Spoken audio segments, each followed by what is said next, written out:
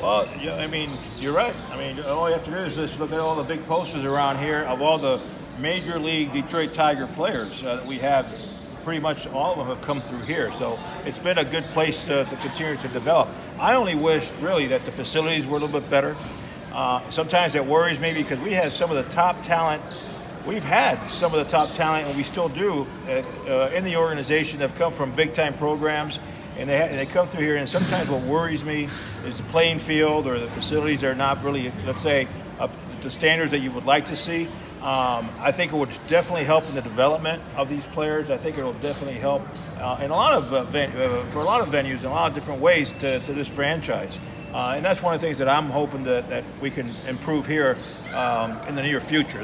It would be very important for the continuing development of our players and our relationship here to do that, because as you see, we have put through a lot of really good players that end up playing for the Detroit Tigers. We've done it in the past, we're doing it right now, and we're hoping that the future can also continue that in that manner, but we'll see. What is or what? Well, for me, I mean, obviously the playing surface is a very important thing.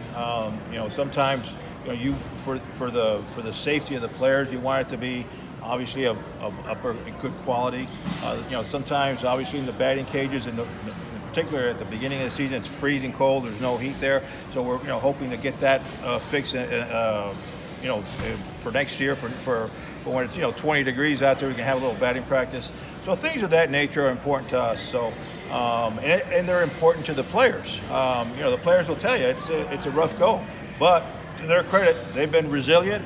They come in here, they work their tails off, and they get on to the next level. And so far, you know, they've done a good job. Our coaching staff, obviously, is to be commended. Obviously, that for their efforts and their work that they put into it. Well, we're definitely not going to send an infielder here at this point, for rehab. I can tell you that. But a lot of times when a player goes out in rehab, it's all about logistics and the level of competition.